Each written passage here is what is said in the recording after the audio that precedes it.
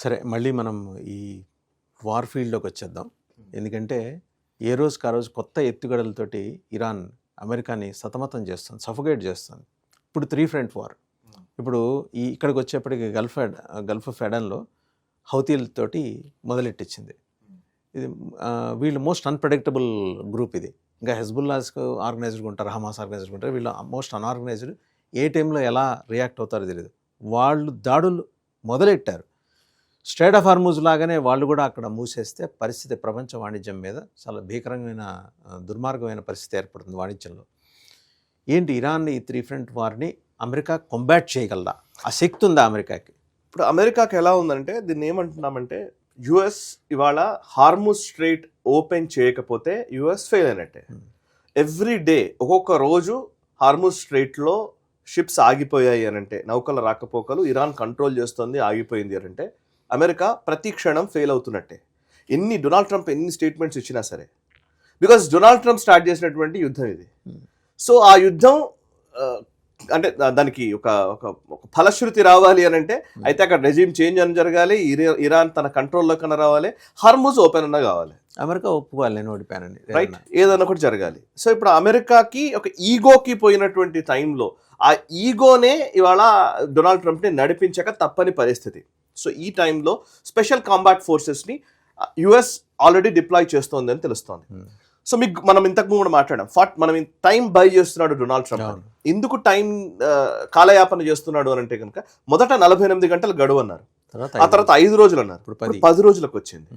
ఎందుకు అడుగుతున్నారు అని అంటే కనుక, ఆల్రెడీ కాంబాట్ ఆపరేషన్స్ కి సంబంధించి యుఎస్ ఫోర్సెస్ ఆ పనిలో నిమగ్నమయ్యాయి, కసరత్తు చేస్తున్నాయి. అంటే ఇమీడియట్ గా కాంబాట్ ఆపరేషన్స్ ఎప్పుడు కూడా టక్కుమని వెళ్ళి చేసేయాలంటే చేయలేదు. సో ఈ టెరైన్ మీద అవగాహన తెచ్చుకోవాలి, ఎలా కొట్టాలి, ఎలా మనం ఆక్యుపై చేసుకోవాలి, ఫస్ట్ దేన్ని ఆక్యుపై చేసుకోవాలి, ఎట్లా మన షిప్ మూవ్మెంట్ ఏ విధంగా ఉండాలి, నేవల్ షిప్స్ ఎలా మూవ్ అవ్వాలి, మన ఫైటర్ జెట్స్ ఎలా రియాక్ట్ అవ్వాలి, ఎటువంటి అమ్యునిషన్ వాడాలి, ఎలా మనం ధ్వంసం చేయాలి, ఇట్లా ఒక మిలిటరీ ఆపరేషన్స్కి సంబంధించిన ఒక పర్ఫెక్ట్ ప్లానింగ్ ఉంటుంది.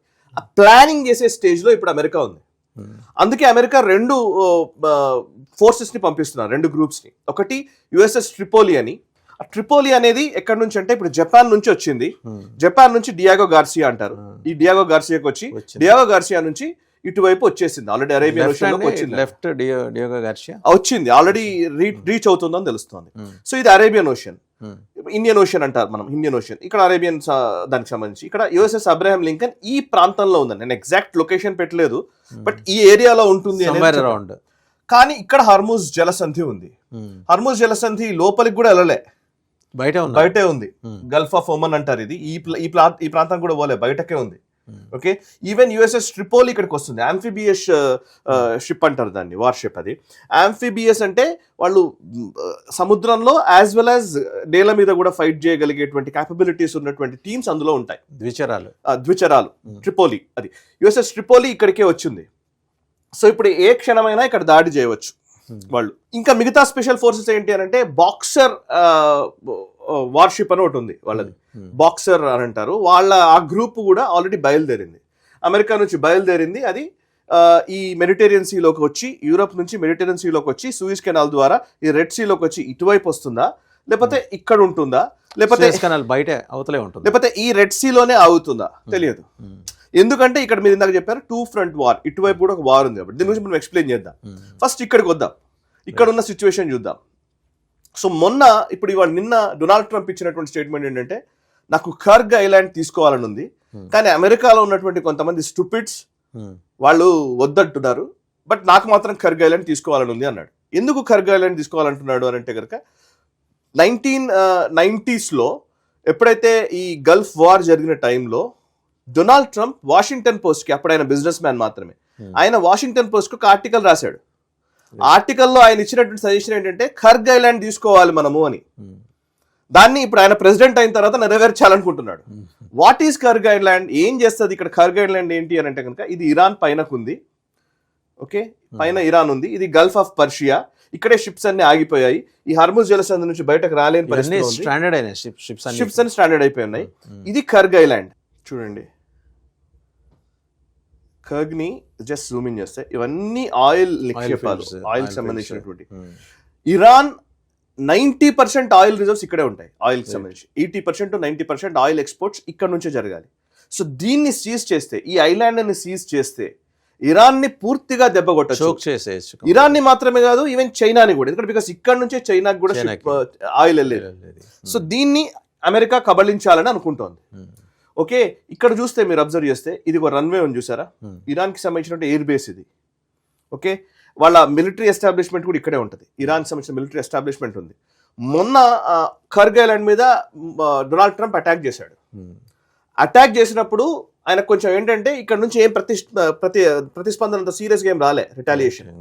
సో ఇక్కడ మిలిటరీ బేసెస్ని కొట్టాను కానీ ఆయిల్ని కొట్టలేదు, కావాలనే కొడితే వాళ్ళ పరిస్థితి చాలా దారుణంగా అవుతుంది, కావాలనే వదిలేశాను అని అన్నాడు. ఇప్పుడు కర్గ్ని తీసుకోవాలని ఉంది అని అంటున్నాడు.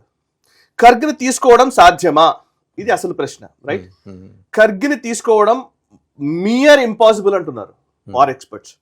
ఎందుకు కర్గ్ని తీసుకోవడము ఇంపాసిబుల్ అంటే, కర్గ్ కి లింక్ అయ్యి ఈ ఇరాన్ కి సంబంధించినటువంటి కర్గ్ మీద ఇప్పుడు బేసికల్లీ ఇరాన్ చాలా సుదీర్ఘమైనటువంటి యుద్ధాన్ని వాళ్ళు దృష్టిలో ఉంచుకొనే అమెరికా లాంటి దేశం రంగంలోకి దిగితే ఎలా ఉంటుందన్న విషయాన్ని వాళ్ళు పరిగణలోకి తీసుకొని ఊహించి తదనుగుణంగానే వాళ్ళ యుద్ధ సూత్రాలు వాళ్ళన్నీ చేసుకున్నారు, రైట్? సో కర్గ్ పరిస్థితి ఇది పర్షియన్ గల్ఫ్ లో మేజర్ గా ఇప్పుడు చాలా ఇబ్బందికరంగా ఉన్నటువంటి ఒక 3 ఐలాండ్స్ ఉన్నాయి. మిగతా చాలా ఐలాండ్స్ ఉన్నాయి, బట్ 3, ఇది అబూ మూసా అంటారు, ఇది ఒక island, and lesser Tunb, greater tomb. ఈ మూడు ఆక్యుపై చేయగలిగితే దాదాపుగా మనం హార్ముజ్ ని క్లియర్ చేయొచ్చు, శానిటైజ్ చేయొచ్చు. ఇప్పుడు ఇందులో మరి మేజర్ ఏం చేయగలుగుతారు, స్పెషల్ ఆపరేషన్స్ ఏం చేయగలుగుతారు? ఇప్పుడు ఈ మూడింటి మీద Abu Musa, lesser Tunb, greater Tunb, Abu Musa and Kharg island. ఇవి దాటితే గానీ అటు వెళ్ళలేం. సో వీటిని ఆక్యుపై చేయాలంటే ఏంటి, ఈ పార్ట్ లో కువైట్, ఖతార్, ఇక్కడ ఉన్నటువంటి మిలిటరీ బేసెస్ నుంచి అటువైపు దాడి చేయడం. అందుకని ఇరాన్ వీళ్ళ మీద దాడి చేస్తుంది. ఇప్పుడు ఒక 10,000 ట్రూప్స్ ఆల్రెడీ ఇప్పుడు డిప్లాయ్ అవ్వబోతున్నాయంట, స్పెషల్ ఫోర్సెస్. బహుశా కువైట్ లో కానీ ఖతార్ లో కానీ, కువైట్, ఖతార్ ఈ ఏరియాలో అంటే ఎక్కడ అనేది తెలియదు మనకు కూడా. అండ్ ఒక యుఎస్ఎస్ ట్రిపోలి వస్తుంది, అబ్రహాం లింకన్ ఉంది.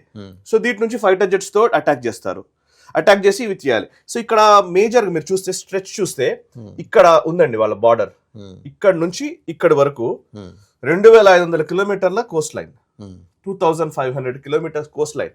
ఈ తీర ప్రాంతం మొత్తాన్ని శానిటైజ్ చేయాలి అని అంటే మినిమం 2 లక్షల సైన్యం కావాలంట. ఇప్పుడు వాళ్ళ అమెరికా 10,000 మంది ఫోర్సెస్ ని పంపించింది. కొంతమంది వార్ ఎక్స్పర్ట్స్ ఏం చెప్తారు, జనరల్ జీడి బక్షి లాంటి వాళ్ళు ఏం చెప్తున్నారంటే, ఇది యాక్చువల్లీ నిజంగా చెప్పాలంటే ఇది ఒక ట్రాప్ అంటున్నాడు. ఇది ట్రాప్ వేస్తోంది ఇరాన్. మొన్న కర్గ్ మీద కొట్టిన తర్వాత వాళ్ళు ఏం రిటాలియేట్ చేయలేదని వీళ్ళు ట్రాప్ లో పడుతున్నారు. ఒకవేళ అక్కడ కొట్టలేదు అనుకున్నారు కానీ ఇప్పుడు నిజంగా ఫోర్సెస్ రంగంలోకి దిగితే ఖచ్చితంగా చాలా మంది చనిపోతారు. అమెరికాకు సంబంధించి మినిమం ఒక 15,000 డెడ్ బాడీస్ అమెరికాకి రావాల్సి ఉంటది అని చెప్పేది మినిమం, ఇప్పుడు ఒకవేళ ఆపరేషన్ చేస్తే. సో వాళ్ళు ఆల్రెడీ ప్రిపేర్డ్ గా ఉన్నారు. ఈ పాయింట్ ఏంటంటే కర్గ్ నుంచి ఇక్కడ దాకా ఇది బార్డర్, జస్ట్ నేను చెప్పేది ఇక్కడ నుంచి ఇక్కడ వరకు ఈ 2,500 కిలోమీటర్స్ స్ట్రెచ్ అని చెప్తున్నాను. ఓకే, సో ఇప్పుడు మీరు ఇక్కడ అబ్జర్వ్ చేస్తే వాళ్ళ టన్నెల్స్ గురించి మనం ఇంతవరకు మాట్లాడాము, ఇంతకు ముందు వీడియోలో చేశాము, బట్ మళ్ళీ ఒక్కసారి నేను ఎక్స్ప్లెయిన్ చేస్తాను. వాళ్ళకు ఈగల్ 44 హైబ్రిడ్ బేస్ అని ఉంది. చూడండి, ఇది రన్వే, ఇది వాళ్ళ ఎయిర్ ఫోర్స్ రన్వే. ఓకే, పెద్ద రన్వే ఉంది చూడండి. ఈ రన్వే ఇక్కడ నుంచి ఒక చిన్న రూట్ వచ్చింది చూసారా, ఇది ఒక చిన్న టన్నెల్ లాగా ఉంది. మీరు అబ్జర్వ్ చేస్తే కింద నుంచి వేసుకుంటూ వెళ్ళారు, మీరు చూడండి టన్నెల్ పెద్ద కొండ కింద నుంచి టన్నెల్ వేశారు. ఆ టన్నెల్ కిందకి 2 రూట్స్ వెళ్ళిపోయాయి. మళ్ళీ ఇక్కడ వాటర్, ఆ తర్వాత ఇదంతా కొండలే, ఇక్కడ ఎక్కడుందో తెలియట్లేదు ఇంకా. దాని అంటే ఈ వాటర్ లోకి రూట్ ఎందుకు వేసారు, అసలు రోడ్ ఎందుకు వేసారు? సో దీని మీద టామ్ కూపర్ ఇట్లాంటి యుఎస్ వార్ ఎక్స్పర్ట్స్ వాళ్ళు చెప్తున్నది ఏంటంటే, వాళ్ళ టన్నెల్స్ నిర్మాణము ఎంత సీరియస్ గా ఉందనంటే, ఈ పార్ట్ అంతా కూడా టన్నెల్స్ వేసుకున్నారు వాళ్ళు. ఈ టన్నెల్స్ తోటి ప్రతి ఏరియాకి వాళ్ళ అటాక్స్ జరగవచ్చు. ఈ ఇక్కడ ఉన్నటువంటి చిన్న చిన్న ఐలాండ్స్ అన్ని వాళ్ళ కంట్రోల్లో ఉన్నాయి. ఇప్పుడు మీరు చూడండి ఎన్ని ఐలాండ్స్ ఉన్నాయో. నేను జస్ట్ అరౌండ్ 25 to 30 ఉన్నాయి కదా బందర్ లెంగి, చూడండి నేను వాటన్నిటిని విజిబుల్ గా చేస్తున్నాను. జస్ట్ అవన్నీ నేను కావాలనే ఎక్కువ అంటే కన్ఫ్యూజ్ అవుతుందని చెప్పేసి అన్నిటిని క్లోజ్ చేశాను. కానీ మీరు చూడండి ఎన్ని అన్డిస్క్లోజ్డ్ ఐలాండ్స్ ఉన్నాయో, ఒకటి ఓపెన్ అవుతుంటే ఎన్ని ఉన్నాయి చూడండి. ఇన్ని ఐలాండ్స్, ఇన్ని పోర్టులు, చిన్న చిన్న పోర్ట్స్. మీరు ఇక్కడ చూస్తే చిన్న పోర్ట్,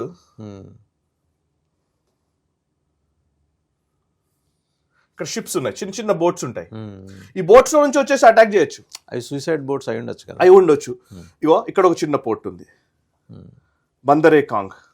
ఇట్లా చూస్తే ఇక్కడ ఇంకో అన్ని ప్లేసులు, ఇక్కడ ఒక పోర్ట్. సో ఇప్పుడు ఏంటి, ఆ పై నుంచి కిందకి ఎన్ని టన్నెల్స్ ఉన్నాయో తెలియదు. ఆ టన్నెల్స్ నుంచి కర్గ్ ఐలాండ్ నుంచి కనెక్ట్ అయి ఉన్నాయి.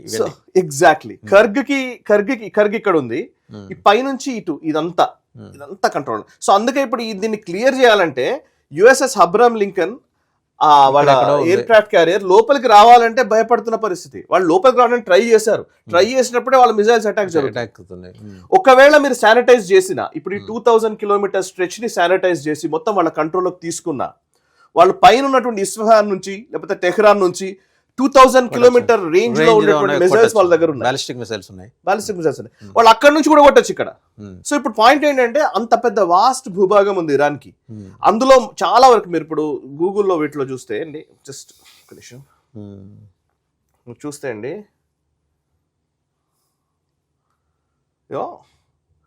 ఈ భూభాగం అంతా కొండలు కోనలు వాటితోటే ఉండే భూభాగం, ఎడారి భూభాగంగా ఉంటది. సో ఇందులో ఎక్కడ ఉన్నారు, ఎంతకని వాళ్ళు శానిటైజ్ చేయగలుగుతారు, ఎంతకని పట్టుకోగలుగుతారు. లోకల్స్ వాళ్ళకున్న టోపోగ్రఫీ మీద కమాండ్ బయట నుంచి వచ్చినాడికి ఎందుకు ఉంటుంది. ఎగ్జాక్ట్లీ. అండ్ ఇప్పుడు అమెరికాకి సంబంధించి 6 లక్షల ఆర్మీ ఉంది ఇరాన్ దగ్గర, 6 lakhs and above. Okay, and IRGC ఒక 1 lakh ఉన్నారు, బాసిజ్ అవన్నీ కలిపితే 1 lakh ఉంటారు. సో ఇప్పుడు ఇవి అంటే ఒక 7-8 లక్షల సైన్యాన్ని అమెరికా ఎదుర్కోగలదా? 10,000 మంది ఎలా ఎదుర్కోగలరు? Exactly, that is the point. So ఇప్పుడు అండ్ అమెరికా ఒకవేళ రెడీగా ఉందా 2 లక్షల మందిని పంపించడానికి? ఇప్పుడు జరుగుతున్నది ఏంటంటే యుఎస్ ఏం చేయాలనుకుంటుందనంటే బేసికల్లీ ఇప్పుడు వాళ్ళు ఓన్లీ కాంబాట్ ఆపరేషన్కే పోతున్నారు. కేవలం కాంబాట్ ఆపరేషన్ అంటే అది ట్రైన్డ్గా ఉంటుంది. సో ఇప్పుడు గొడవ ఏంటంటే మనం సర్జికల్ స్ట్రైక్స్ చేసాం అనుకోండి, ఎయిర్ స్ట్రైక్స్ చేసాం, సర్జికల్ స్ట్రైక్స్ అంటే మీరు ఊరి సినిమాలో కూడా చూస్తే ఓ 2-3 గ్రూప్స్గా విడిపోయి కొంతమంది కలిసి దాన్ని లీడ్ చేసేటువంటి ఒక క్యాప్టెన్, మేజర్ లెవెల్లో లేకపోతే ఎవరొకరు ఉంటారు. సో వాళ్ళు లీడ్ చేస్తారు. ఆ పర్టికులర్ వ్యక్తులు వెళ్ళి ఏదైతే టార్గెట్ ఉందో వాళ్ళని ఎలిమినేట్ చేసి దాన్ని ఆక్యుపై చేసి వచ్చేస్తారు. బట్ ఇక్కడ దాన్ని ఆక్యుపై చేసి అక్కడే ఉండాలి, తీసుకొని రావడం కాదు, ఒకరిని కొట్టేసి రావడం కాదు, ఇక్కడ కొట్టేసి రావడం కాదు, వాళ్ళు అక్కడ ఉండాలి. ఉంటేనే అది నీ స్వాధీనంలోకి వచ్చినట్టు. ఇక్కడ అసలు సమస్య వస్తుంది. ఇప్పుడు కర్గ్ ఐలాండ్ తీసుకోవాలి, కర్గ్ ఐలాండ్ తీసుకొని అక్కడే ఉండాలి అని అంటే ఎన్ని రోజులు నీ యుద్ధం నడుస్తుంది, ఎక్కడి నుంచి ఎటు నుంచి దాడి చేస్తాడో తెలియని పరిస్థితి. 3 front war ఉంది ఇందాక అనుకున్నాం కదా ఇరాన్ ది. అండ్ ఎన్ని రోజులు మీరు బేస్ ని ఉంచగలుగుతారు, ఎఫర్ట్ చేయగలరు. ఇప్పుడు బాగ్రామ్ ఎయిర్ బేస్ ఉందండి తాలిబాన్లకు సంబంధించి, అక్కడ ఆఫ్ఘనిస్తాన్ ఏరియాలో. బాగ్రామ్ ని వాళ్ళు స్థావరంగా పెట్టుకున్నారు. అక్కడ పెట్టుకొని ఇంతకాలం పాటు ఉన్నారో అంతకాలం పాటు వాళ్ళ మీద విపరీతమైన థ్రెట్స్. బాగ్రామ్ ఎయిర్ బేస్ లోకి వచ్చి టెర్రరిస్ట్ అటాక్ జరిగిన రోజులు ఉన్నాయి. మీరు ఒసామా బిన్ లాడెన్ కోసం వెతుకుతున్న టైంలో జరిగిన రోజులు ఉన్నాయి. సో వాళ్ళకు ఇంకోటి ఏంటంటే వాళ్ళకు మ్యాన్ ప్యాడ్స్ అంటారు. సో వాళ్ళు వీళ్ళ యుద్ధ కళలో ఏంటంటే వాళ్ళు జస్ట్ భుజం మీద పెట్టుకుని రాకెట్ లాంచర్స్ తోటి మిజైల్స్ ని వీటి మన ఎయిర్ క్రాఫ్ట్ ని కొట్టగలిగే సామర్థ్యం ఉందంట. సో అవిటికి ట్రైన్ అయి ఉన్నారు వాళ్ళు. ఎక్కడి నుంచి ఎటు నుంచి ఏ రాకెట్ లాంచర్స్ తో కొడతాడో, ఎక్కడి నుంచి ఏం జరుగుతుందో, మ్యాన్ పార్ట్స్ తో అటాక్ చేయొచ్చు, మిసైల్స్ అటాక్. సో ఇట్లాంటి ఒక కొత్త యుద్ధ సూత్రాల మధ్య అమెరికా అఫర్ట్ చేయగలదు. అమెరికా సాధ్యం కాదా అంటే అమెరికా పూర్తి శక్తిని వినియోగిస్తే సాధ్యపడుతుంది. ఎన్ని వేల మందిని, ఎన్ని లక్షల మందిని కోల్పోబోతోంది. అందులో ఇంకోటి ఏంటంటే పొలిటికల్ విల్ కూడా చాలా ఇంపార్టెంట్. ఇప్పుడు డొనాల్డ్ ట్రంప్ పొలిటికల్ విల్ కి అనుగుణంగా మొత్తం సిస్టమ్ పనిచేయాలంటే ఈ రోజున్న పరిస్థితుల్లో కష్టంగా కనబడుతుంది. ఈ రోజు అంత పెద్ద రీజన్ కనబడట్లే. మీరు తాలిబాన్ల విషయంలో చేసిన దానికి ఒక రీజన్ ఉంది. ఏంటంటే మన మెయిన్ ల్యాండ్కి వచ్చి అటాక్ చేశారు వాళ్ళు, ఒసామా బిన్ లాడెన్ అటాక్ చేశాడు, అల్ ఖైదా అటాక్ చేసింది. సో దాన్ని కొట్టాలంటే నా దగ్గర పెద్ద రీజన్ ఉంది. సో మన దగ్గరకు వచ్చి కొట్టారు, మన మనుషుల్ని చంపారు, వాళ్ళని చంపకపోతే ఎలా అని ఇక్కడ అది కనిపించట్లేదు. So motivation is important, right? So ఇప్పుడు అది సమస్య. వాళ్ళు చెప్పేది ఏంటంటే యురేనియం ఒకటి రీజన్ చూపిస్తారు, ఇవాళ అది కూడా పక్కకి వెళ్ళిపోయింది. ఇప్పుడు జోకెంట్ చెప్తున్నాడు ఇరాన్ పెద్ద థ్రెట్ ఏం కాదు మనకని. జోకెంట్ రిజైన్ చేశాడు కదా. ఓకే, ఈవెన్ తులసి గబార్డ్ చెప్తోంది, counter terrorism chief. yes, main land కి ఇరాన్ పెద్ద థ్రెట్ కాదని తులసి గబార్డ్ ఆవిడ చెప్పారు. ఎగ్జాక్ట్, వాళ్ళ థ్రెట్ పాకిస్తాన్ నుంచి ఉందని చెప్పి మెన్షన్ చేశారు 5 దేశాలు. ఇప్పుడు అది పెద్ద ప్రశ్న. సో అయినా డొనాల్డ్ ట్రంప్ అన్ప్రెడిక్టబుల్ అది ఇదని మాట్లాడుతున్నారు. అన్ప్రెడిక్టబిలిటీ అమెరికాకు చేటు చేస్తోంది అని కూడా అంటున్నారు. అండ్ హౌతీస్ గురించి మనం ఇంకోటి ఇది ఒకటి. వార్లో ఇప్పుడు ఇది ఇటువైపు ఇప్పుడు హార్మోజ్ ని క్లియర్ చేయకపోతే ఇప్పుడు అమెరికా ఫెయిల్ అయినట్టుగా భావించాల్సి వస్తుంది. ఇప్పుడు రెండో రూట్ ఏంటి వాడుతున్న ఆప్షన్? రెండోది ఏంటంటే ఇప్పుడు మేజర్ గా ఇందులో మీకు ఇంకొక ఇష్యూ చెప్తాను. అప్ఖైక్ ఆయిల్ ఫీల్డ్ అని ఆయిల్ ఫీల్డ్ ఇది సౌదీకి సంబంధించిన ఆయిల్ ఫీల్డ్. ఇది బ్లూ కలర్ లో ట్యాగ్ చేసి పెట్టాను. మామూలుగా ఇప్పుడు రాకపోకలన్నీ కూడా హార్మోజ్ నుంచే జరుగుతాయి, రైట్? ఇది పర్షియన్ గల్ఫ్ నుంచే మన ఆయిల్ షిప్మెంట్స్ అన్ని కూడా ఇక్కడ నుంచే బయటకు వచ్చి అరేబియన్ ఓషన్కి వచ్చి వెళ్తాయి. యూరోప్కి వెళ్ళాలంటే ఏంటి రూట్ అంటే కనుక ఆయిల్ షిప్మెంట్స్ ఇలా వచ్చి ఇట్లా తిరిగి ఈ పార్ట్ నుంచి రెడ్ సీ నుంచి పైకి వెళ్తాయి. ఇది సూయిజ్ కెనాల్, రౌండ్ అబౌట్ తప్పదు వాళ్ళకి, వాళ్ళు ఎలాగైనా ఇట్లా తిరిగిపోతారు. సో అందుకే సౌదీ అరేబియా ఏం చేసిందంటే ఈ పర్టికులర్ ఆయిల్ ఫీల్డ్ నుంచి బ్లూ కలర్ లో ట్యాగ్ చేసినటువంటి ప్లేస్ నుంచి ఇక్కడ యాన్బో పోర్ట్ అని ఒకటి ఉంది, ఇక్కడికి gas pipe line oil pipe lines పెట్టుకున్నారు వాళ్ళు. ఓకే. సో ఈ ఆయిల్ పైప్ లైన్ త్రూ వాళ్ళు ఇక్కడికి సరఫరా చేసి ఇక్కడ నుంచి పంపించుకోవాలని, లేదా ఇక్కడ నుంచి కిందకి పంపించాలి. ఇప్పుడు ఇరాన్ టార్గెట్ ఇరాన్ ఏం థ్రెట్ చేస్తుంది? ఆయిల్ పైప్ లైన్ పేల్చేస్తామంటుంది. రెండోది ఏంటంటే ఈ పర్టికులర్ స్ట్రెచ్ ని ఆపేస్తామంటున్నారు. Babel మండబ్ straight. నేను దీని డీటెయిల్స్ చెప్తాను. సో ఇప్పుడు మీకు రెండు ఫ్రంట్స్, ఓవైపు ఇది హార్మూజ్ స్ట్రైట్, ఇంకోవైపు బాబెల్ మండబ్ అంటారు. ఇది చిన్న stretch, okay, Gulf of Aiden అంటారు. ఇది ఈ స్ట్రెచ్ నుంచి వెళ్ళాలి. 25 కిలోమీటర్ స్ట్రెచ్. ఇది మీరు కొంచెం జూమ్ చేస్తే ఈ స్ట్రెచ్ చాలా నేరో. ఇప్పుడు ఇది యమన్ దేశం. యమన్ లో హౌతీ మిలిటెంట్స్ ఉంటారు. ఈ హౌతీ మిలిటెంట్స్ షియా వర్గమే, యాజ్డీ వర్గమో ఏదో సంథింగ్ చెప్తారు. సో ఈ మిలిటెంట్స్ కి ఇరాన్ చాలా కాలంగా ఆయుధాలను ఇస్తోంది, డబ్బులు ఇస్తోంది, ఫండ్స్ ఇస్తోంది. సో ఇక్కడ ఉన్నటువంటి హౌతీలు ఇప్పుడు ఈ స్ట్రెచ్ ని ఆపేస్తామంటున్నారు. గత నెల రోజులుగా హౌతీల రంగంలోకి దిగలేదు. వాళ్ళు అటాక్స్ చేయలే. అవసరం వచ్చినప్పుడు అటాక్ చేస్తాము, మా వేలు ట్రిగ్గర్ మీదనే ఉంది అని హౌతీకి సంబంధించినటువంటి మిలిటెంట్స్ ఒక ప్రకటన చేశారు గతంలో. March 3rd, 4th ఆ టైంలో చేశారు. ట్రిగ్గర్ మీద వేలు పెట్టుకుని కూర్చున్నాం, ఎప్పుడంటే అప్పుడు వస్తామని. ఇప్పుడు మొన్న వీళ్ళు ఇజ్రాయెల్ మీద అటాక్స్ చేశారు. మేము మీరు గనక special operation, America special operations చేసి కర్గిల్ ల్యాండ్ ని తీసుకునే ఒక ప్రయత్నం చేస్తే ఈ స్ట్రైట్ ని మేము మూసేస్తామంటాం. ఇది మూసేస్తే యూరోప్ సఫికేషన్ లోకి వెళ్ళిపోతుంది. ఇప్పటివరకు మనం ఆయిల్ గురించి మాట్లాడాం, అంటే గల్ఫ్ ఆఫ్ పర్షియా నుంచి వచ్చే ఆయిల్ గురించి మనం మాట్లాడుతున్నాం. ఆయిల్ లేకపోయేసరికి ఎనర్జీ క్రైసిస్ వస్తుంది. ఇప్పుడు ఇది మూసేస్తే యూరోప్ ని ఏషియాని కలిపేటువంటి major trade route, not just oil, ఇది యూరప్ కదా. ఇక్కడ యూరప్ నుంచి మెడిటేరియన్ సీ, మధ్యధరా సముద్రం నుంచి సూయిజ్ కెనాల్ ద్వారా ఈ రెడ్ సీలోకి వచ్చి ఇటు నుంచి మెల్లిగా ఈ గల్ఫ్ ఆఫ్ బాబెల్ మండబ్ స్ట్రైట్ నుంచి బయటకు వచ్చి ఏషియాకి ట్రేడ్ జరుగుతుంది. మిగతా అన్ని వాణిజ్యానికి అయిపోతుంది. ఇప్పుడు ఇది కట్ చేస్తే వాణిజ్యానికి సంబంధించి మొత్తం ప్రపంచానికి సంబంధించినటువంటి 15% వాణిజ్యం అయిపోతుందంట. వాణిజ్యం అయిపోతుంది, ఎక్స్పోర్ట్స్ ఇంపోర్ట్స్ అయిపోతాయి. It is not just oil సహా మనం అర్థం చేసుకునేది. సో ఇప్పుడు యాక్చువల్లీ హౌతీస్ ఎవరు అనేది మనం తెలుసుకోవాలి. ఈ హౌతీస్ ఏంటి అని అంటే షియా కమ్యూనిటీలోనే ఒక సెక్ట్. వీళ్ళని ఏమంటారంటే జాయిదీ సెక్ట్ అంటారు, జాయిదీ తెగ. సో వీళ్ళు హౌతీలుగా, హౌతీ ఫ్యామిలీ అంటారు. వాళ్ళ ఒక ఫ్యామిలీ నుంచి వారసత్వంగా వాళ్ళు దాన్ని నడిపిస్తున్నారు. 90s నుంచి వీళ్ళు రెబేలియన్ అటాక్స్ చేయడం మొదలు పెట్టారు. యమన్ దేశం ఇది. యమన్ దేశానికి అగెయిన్స్ట్ గా కొట్లాడినటువంటి వాళ్ళు. ఓకే, సో ఇది వీళ్ళు ఇప్పుడు ప్రస్తుతం వాళ్ళ కంట్రోల్లో ఉన్నటువంటి ప్రాంతం అంతా కూడా ఈ పార్ట్ అంతా కూడా వాళ్ళ సనా వాళ్ళ కంట్రోల్లో ఉందంట. సనా వాళ్ళ క్యాపిటల్ కంట్రోల్లో ఉంది. సో ఇప్పుడు ఇది మనం ఇందాక చూసాం కదా, ఇది బాబెల్ మండబ్, ఇందాక చెప్పాను కదా, బాబెల్ మండబ్ కి ఆనుకొని ఉన్నటువంటి ఈ భూభాగం అంతా ఈ హౌతీల కంట్రోల్లోనే ఉంది. 90s నుంచి వాళ్ళు పోరాడుతూ ఉన్నారు. బట్ 2010 తర్వాత ఇరాన్ వీళ్ళకి ఫండింగ్ ఇస్తోంది, మిజైల్స్ ఇస్తోంది. వీళ్ళకి తెలుసా 2000 కిలోమీటర్ రేంజ్ ఉన్నటువంటి మిజైల్స్ కూడా వీళ్ళ దగ్గర ఉన్నాయి. వీళ్ళకి ఇచ్చింది ఆల్రెడీ. వీళ్ళకి డ్రోన్స్ ఇచ్చింది విపరీతంగా. అంటే వాళ్ళు ఈ ప్రాంతంలో ఉండి ఈ రెడ్ సీ నుంచి వచ్చేటువంటి నౌకల రాకపోకల్ని అడ్డుకుంటూ ఉంటారు. బేసిక్ గా సీ పైరేట్స్ మాదిరి అటాక్స్ చేస్తారు. ఇప్పుడు నిన్న 2-3 అటాక్స్ జరిగినాయి. ఇప్పుడు వీళ్ళు ఏం చెప్తున్నారు, ఈ బాబెల్ మ్యాండేట్ ని ఆపేస్తామంటున్నారు. ఇప్పుడు హార్మూజ్ జలసంధి లాగానే ఈ జలసంధి కూడా చాలా కీలకం. ఈ జలసంధిని మేము ఆపేస్తామంటున్నారు. ఎందుకు? అమెరికా కనుక ఇప్పుడు స్పెషల్ ఫోర్సెస్ తోటి అటాక్ చేసి కర్గ్ ఐలాండ్ ని లేకపోతే హార్మూజ్ ని ఓపెన్ చేసే ప్రయత్నం చేస్తే, ఇరాన్ మీద దాడులు చేస్తే, ఇంకా కొనసాగిస్తే మేము దీన్ని కంట్రోల్ చేస్తామంటున్నారు. వీళ్ళ మీద గొడవ ఏంటి అని అంటే, వీళ్ళకి యాక్చువల్లీ ఈ హౌతీల మీద గతంలో 2025లో యుఎస్ ఫోర్సెస్ స్ట్రైక్ చేశాయి. అయినప్పటికీ ఇంకా వాళ్ళు బలహీన పడలే, స్ట్రైక్స్ చేసింది. At the same time Saudi Arabia, GCC countries అన్ని, గల్ఫ్ కోఆపరేషన్ కౌన్సిల్ ఉంది కదా, ఆ కంట్రీస్ అన్నీ కలిసి ఈ హౌతీల మీద దాడులు చేశారు. బట్ స్టిల్ వాళ్ళు సర్వైవ్ అవుతూనే ఉన్నారు. ఆ ఫ్యాక్షన్ ఏంటంటే వాళ్ళు ఈ ఒక గెరిలా వార్ఫేర్ వీటిల్లో వాళ్ళు సిద్ధహస్తులే హౌతీలు. సో వీళ్ళని కొట్టాలి. ఇప్పుడు అమెరికా ప్రాబ్లం ఏంటంటే, అమెరికాకి 2 ఇష్యూస్ ఉన్నాయి. ఒకటి హర్మూజ్ జలసంధి దగ్గరికి దీన్ని క్లియర్ చేయడం, 2 హౌతీలకు సంబంధించిన సమస్యను క్లియర్ చేసుకోవడం. ఇప్పుడు ఏంటి వీళ్ళు ఏంటంటే వీళ్ళ ఎక్కడెక్కడ వీళ్ళ ఉన్నాయి చెప్తాను నేను. మీరు చూస్తే రెడ్ కలర్ లో పాయింట్ చేసినటువంటి అవన్నీ కూడా హౌతీల కంట్రోల్లోనే ఉన్నాయి. రస్ ఇసా అంటారు. రస్ ఇసా అనే ఒక పోర్ట్ ఇది. సాలిఫ్ పోర్ట్ అని ఒకటి. ఈ 2 వాళ్ళ కంట్రోల్లోనే ఉన్నాయి, ఈ 2 పోర్ట్స్. ఓకే, అండ్ ఈ పార్ట్ అంతా కూడా ఈ కోస్టల్ బెల్ట్, అల్ హుదైదా, ఈ పోర్ట్ కూడా వాళ్ళ కంట్రోల్లోనే ఉంది. జాబిద్ అండ్ ఇవన్నీ వాళ్ళ కంట్రోల్లోనే ఉన్నాయి. రైట్. సో ఇప్పుడు కంట్రోల్లో ఇన్ ద సెన్స్ మొత్తం వాళ్ళ దగ్గరనే ఉన్నాయా అని అంటే కనుక వాళ్ళు వెనకాల దాటి ఇక్కడ దాకా వచ్చి ఇక్కడ నుంచి కొట్టుకుంటూ వస్తారు. ఎగ్జాక్ట్లీ. సో ఇప్పుడు ఇది ప్రాబ్లం. ఈ గల్ఫ్ ఆఫ్ ఏడెన్ ఉంది కదా, ఈ ఏడెన్లోకి వెళ్ళడానికి కూడా భయపడుతున్న పరిస్థితులు ఉన్నాయంట.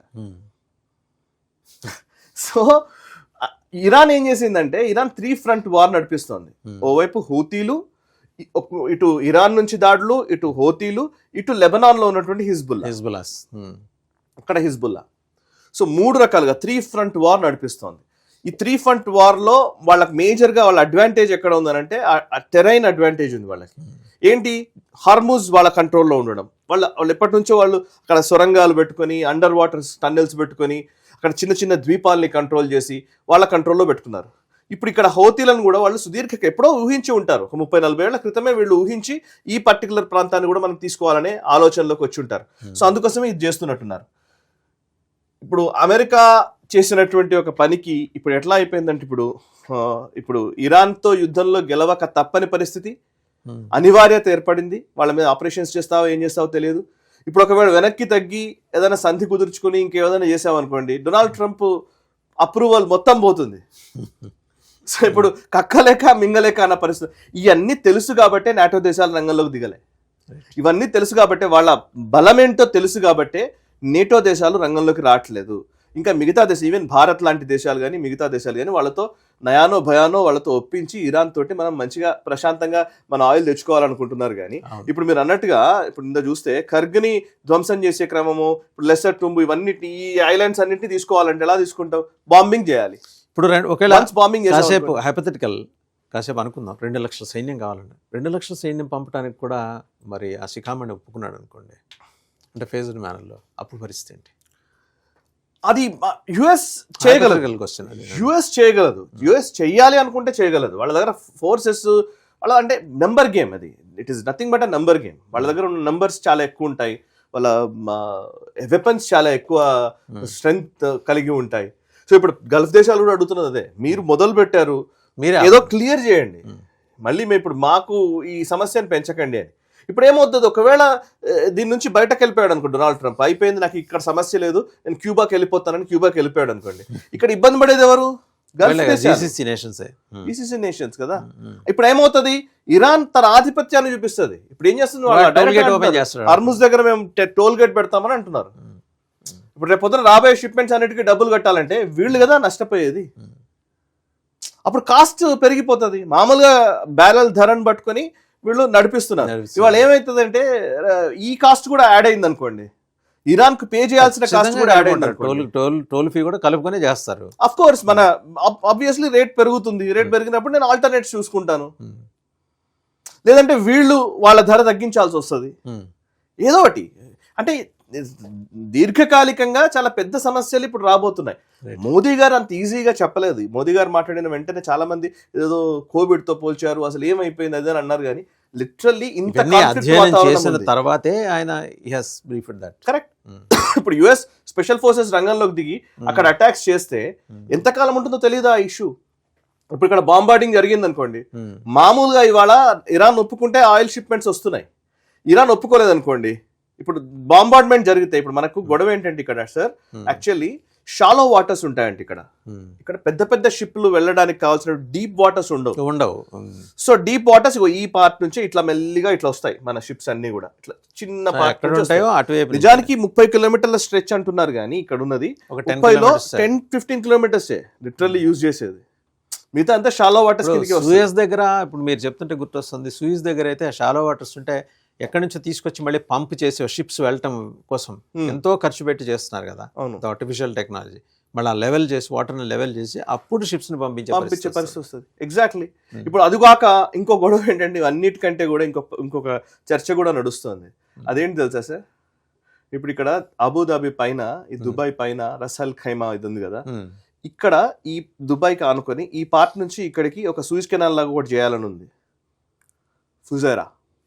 సో యాక్చువల్లీ ఇక్కడ నుంచి ఇట్లా తిరిగి రావాలంటే కష్టం కదా. సో దానికంటే ఈ పార్ట్ నుంచి ఇట్లా ఒక స్ట్రెచ్ ఒకటి సౌదీ లాగా చేయగలిగితే. సౌదీ ఆల్రెడీ చేసుకున్నది అలాగా. సౌదీ చేసింది ఆయిల్ పైప్ లైన్ షిప్మెంట్స్ పోవడానికి సూయిజ్ కెనాల్ లాగా ఒక కాలువ లాగా తవ్వాలి. ఆర్టిఫిషియల్ కెనాల్, ఇంకా ఆర్టిఫిషియల్ గా కాలువ లాగా తీసుకురావాలండి, కెనాల్ తీసుకురావాలండి. దానికి సుమారు $100 బిలియన్ ఏదో ఖర్చు అవుతుంది. డీప్ ఎక్స్కవేషన్ జరగాలి కదా, చాలా డీప్. ఇక్కడ ఏంటంటే టెరైన్ ప్రాబ్లం ఉంది, పెద్ద పెద్ద కొండలు ఉన్నాయి, అవి తీయడం కష్టం. దాని మీద కూడా చర్చ నడుస్తుంది. మనం ఇంకోసారి మాట్లాడదాం దాని మీద. చాలా ఇంట్రెస్టింగ్ టాపిక్ అది కూడా. సో ఇప్పుడున్న పరిస్థితుల్లో ఒకవేళ వీటి మీద దాడి చేస్తే ఉన్న షిప్మెంట్స్ కూడా అయిపోతే పరిస్థితి ఏంటి? ఇప్పుడు ఇందాక మనం ఆడుకున్నాం, ఆయిల్ పైప్ లైన్ మీద ఇరాన్ దాడి చేసింది అనుకో, పరిస్థితి ఏంటి? లేదు అసలు కింద నుంచి అండర్ వాటర్ కేబుల్ నెట్వర్క్ ఉంది, ఇంటర్నెట్ కేబుల్స్ ఉన్నాయి, అది కూడా కట్ చేస్తానండి. ఇంటర్నెట్ కేబుల్స్ మీద అటాక్ అయింది అనుకో, ఏంటి పరిస్థితి? అంటే మనకంటే వీఆర్ లక్కీ ఇనఫ్, మనకి సింగపూర్ నుంచి ఉంది కాబట్టి పర్వాలేదు. ఓవరాల్ గా ఎఫెక్ట్ అవుతుంది. ఆ స్పీడ్ మనకి దొరకదు, పర్లేదు కానీ దొరకదు. సో ఇన్ని రకాల సమస్యలు, చాలా సమస్యలు ఉన్నాయి. అందుకే ఇవన్నీ ఊహించే మరొక పెద్ద ప్రమాదం వచ్చినా రావచ్చు, మనం ప్రిపేర్డ్గా ఉండాలి అనేది మోదీ గారు చెప్తున్న మాటకి అర్థం. అది రైట్. ఇప్పుడు ట్రంప్ ని ఎవరి మాట వినడు ట్రంప్, సీతయ్య. సో ఇంకొక వైపు ఇరాన్ వినే పరిస్థితిలో కూడా లేదు, వాళ్ళకి ఏమీ లేదు, అన్ని పోయినాయి, నిండా మునిగిపోయిన తర్వాత వాళ్ళకి ఏంటి. ఎగ్జాక్ట్. అయితే ఒక్క వాదన ఏంటంటే ఈ స్పెషల్ ఆపరేషన్స్ చేయడం వల్ల మొస్సాద్ ఇస్తున్నటువంటి ఇన్పుట్ ఒకటి ఉంది. మొస్సాద్ ఏం చెప్తుందంటే, మీరు స్పెషల్ ఆపరేషన్ చేస్తే once boots on the ground మనం పెడితే ఆటోమేటిక్ గా ప్రజల్లో వ్యతిరేకత వస్తుంది, ప్రజలందరూ రోడ్ల మీదకి వస్తారు, వచ్చి ఈ రెజిమ్ ని దింపేస్తారు అని అన్నాడు. కానీ ఇది ఒక అజంప్షన్. కాకపోతే ఇందులో 2 అంశాలు ఉన్నాయి. ఒకటి, లిబియాలో జరిగినట్టుగా ప్రజల మద్దతు కూడగట్టి అక్కడ ఏదో చేయడం. రెండోది ఏంటంటే, జనరల్ గానే వేరే దేశపు ఫోర్సెస్ మన పైన అటాక్ చేశాయంటే మనము మన దేశభక్తినే పెంపొందించుకుంటాం. మన ఇరాన్ మీద ఇంకెవడో అటాక్ చేశాడంటే నిజానికి ఇరాన్ ప్రజలందరూ కూడా ఏకమవడానికి ఆస్కారం కూడా ఉంటుంది. మన కొట్లాట ఏదో మనం కొట్టుకుందాం, ముందర వాడిని బయటికి పంపించాం. ఎగ్జాక్ట్లీ. సో ఇది విషయం. Right, thank you. సో చూసాం కదా, అంటే 3 ఫ్రంట్ వార్, 3 వైపుల నుంచి ఇరాన్ యుద్ధం చేస్తుంది. యుఎస్కి అంత తేలికైన వ్యవహారం ఏం కాదు. వచ్చిన అబ్రహాం లింకన్ అవతల స్టాండర్డ్ అయి ఉంది. యుఎస్ఎస్ ట్రిపోలి కూడా మరికొన్ని రోజులు రావచ్చు, ఎందుకంటే ఆల్రెడీ అది లెఫ్ట్ చేసింది, అక్కడి నుంచి మూమెంట్ ఉంది, కానీ ఎక్కడుందంటే ఎగ్జాక్ట్గా తెలియదు. డిగో గార్షియా నుంచి బయలుదేరింది. కానీ ఇక మిగిలిన అంశాల్లో కనుక వస్తే, జెరాల్డ్ డార్ఫోర్డ్ అలాగే దెబ్బతిని వెళ్ళిపోయింది, బ్యాక్ వెళ్తుంది. సో ఈ 2 ఇవి కాక ఫోర్సెస్, బాక్సర్ వస్తుంది. బూట్స్ ఆన్ గ్రౌండ్ కోసం అంత ప్రిపేర్డ్గా ఉన్నప్పటికీ ఈ మొత్తం 2500 కిలోమీటర్ల స్ట్రైట్ ఆఫ్ హార్మోస్ స్ట్రెచ్ని క్యాప్చర్ చేయాలి అంటే యుద్ధానికి కనీసం 2 లక్షల మంది. ఈరోజు అమెరికా పంపిస్తున్న సైన్యం 10,000 మంది. బహుశా ఫేజ్డ్ మేనర్లో పంపిస్తాడేమో చెప్పలేం. మరి ట్రంప్ ఆయనకి అక్కడ చూస్తే అమెరికాలో 7-8 సిటీస్లో భారీ ఎత్తున నిరసన ప్రదర్శనలు వచ్చినాయి యుద్ధానికి వ్యతిరేకంగా. బట్ అఫ్కోర్స్ అవన్నీ కూడా డెమోక్రాట్స్ కంట్రోల్ చేస్తున్న స్టేట్స్ అవి. ఆ సిటీస్ పరిధిలో అన్నీ కూడా డెమోక్రాట్స్ ప్రాబ్లం ఎక్కువ ఉంది. సో అటు నెతన్యాహు మీద వ్యతిరేకత వచ్చింది యుద్ధానికి సంబంధించి, యుద్ధం అనవసరమైన పద్ధతిలో. ఇప్పుడు సాయికృష్ణ గారు ఎక్స్ప్లెయిన్ చేసిన ఈ టాక్టికల్ అండ్ స్ట్రాటజిక్ పాయింట్స్ని కొట్టాలి అంటే యుఎస్ దగ్గర సామర్థ్యం ఉంటే ఉండొచ్చు గాక, బట్ అంత తేలికైన వ్యవహారం ఏం కాదు.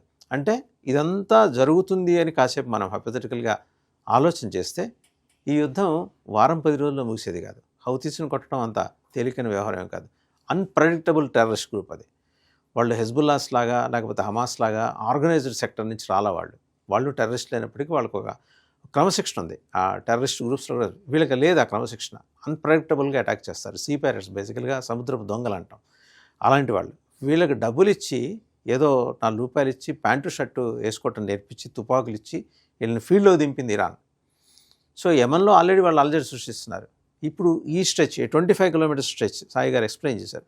ఆ స్ట్రెచ్ని గనక వాళ్ళు మూసేస్తే, ఇప్పటివరకు దాడులు చేసుకుంటూ వస్తున్నారు, మూసేస్తే పరిస్థితి యూరోప్కి ఏషియాకి సంబంధాలు కట్ అవుతాయి. వాణిజ్యపరమైన సంబంధాలన్నీ కట్ అవుతాయి.